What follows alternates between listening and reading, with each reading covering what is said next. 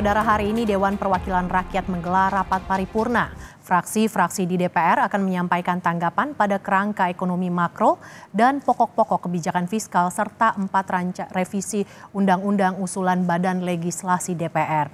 Rapat paripurna dipimpin Wakil Ketua DPR Zufmi Dasko dan dihadiri 125 anggota DPR. Menteri Keuangan Sri Mulyani turut hadir untuk mendengarkan pandangan fraksi atas kerangka ekonomi makro dan pokok-pokok kebijakan fiskal RAPBN tahun anggaran 2025. Selain Sri Mulyani, turut hadir Menteri Perencanaan Pembangunan Nasional, Kepala Bappenas Suharto Monoarfa. RAPBN 2025 disiapkan dalam masa transisi dan akan dilaksanakan di bawah pemerintahan Presiden terpilih Prabowo Subianto. Rapat paripurna juga akan membahas tentang revisi Undang-Undang Kementerian. Informasi selengkapnya saudara akan kita tanyakan langsung kepada jurnalis Kompas TV Renata Panggolo di Gedung DPR MPR Senayan Jakarta. Selamat siang Renata, apa saja yang menjadi agenda pembahasan dalam sidang paripurna DPR hari ini Renata? Ya, Mercy dan saudara, agenda dalam sidang paripurna hari ini ada 2. Yang pertama adalah penyampaian pendapat dari fraksi-fraksi DPR terkait dengan kerangka ekonomi makro dan pokok-pokok kebijakan fiskal RAPBN 2025. Kemudian ada agenda kedua, penyampaian pendapat fraksi-fraksi terhadap 4 RUU usul inisiatif Badan Legislasi atau Balek DPR RI. Ada 4 RUU, pertama ada RUU Keimigrasian, kemudian RUU Kementerian Negara, ada RUU Tentara Nasional Indonesia, dan yang terakhir ada RUU Kepolisian Negara Republik Indonesia yang kemudian nanti dilanjutkan dengan pengambilan keputusan menjadi RUU usul inisiatif DPR RI. Tadi berdasarkan informasi terakhir memang baru saja selesai penyampaian pendapat dari fraksi-fraksi terkait dengan kerangka ekonomi makro dan pokok-pokok kebijakan fiskal 2025. Tadi turut dihadiri oleh Sri Mulyani selaku Menteri Keuangan. Ada sejumlah hal yang bisa kita garis bawahi atau kita catat tadi dari penyampaian yang sudah dilakukan oleh fraksi-fraksi DPR RI.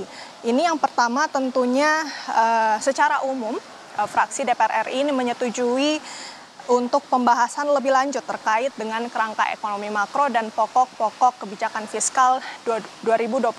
Kemudian juga beberapa fraksi ini mengapresiasi kinerja dari pemerintah yang sudah mendiskusikan gitu atau membuat RAPBN 2025, dan juga tadi ada yang unik sempat berterima kasih juga sudah mengakomodasi beberapa fraksi ini, kemudian berterima kasih karena sudah mengakomodasi sejumlah program-program yang nantinya akan dijalankan oleh pemerintahan selanjutnya Presiden Wakil Presiden terpilih Prabowo Subianto dan juga Gibran Rakabuming Raka, khususnya program makan siang gratis atau makan bergizi gratis. Namun tadi memang ada sejumlah catatan juga yang menarik untuk dibahas. Ini yang pertama terkait dengan anggaran pendidikan yang seharusnya 20% dari APBN, karena tentu yang kita tahu juga dengan semakin tajamnya juga isu UKT ini, tentu pihak anggota DPR RI ini kemudian menggarisbawahi terkait dengan anggaran pendidikan untuk tahun 2025 nanti.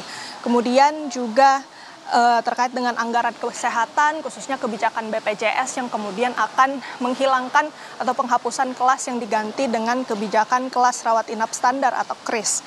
Kemudian juga tentu untuk menjaga inflasi, khususnya terkait dengan volatile food, bagaimana kemudian ini bahan pangan yang seringkali menyebabkan inflasi, diminta agar supaya nanti bisa menjaga kelangkaan. Dan kemudian yang keempat terkait dengan target-target seperti pertumbuhan ekonomi, kemudian laju inflasi, dan juga terkait dengan nilai tukar ini masih dirasa ataupun masih bisa dimaklumi oleh para anggota DPR RI karena mengingat lagi kondisi geopolitik dan juga kondisi perekonomian global yang diperkirakan masih tumbuh stagnan di tahun-tahun berikutnya.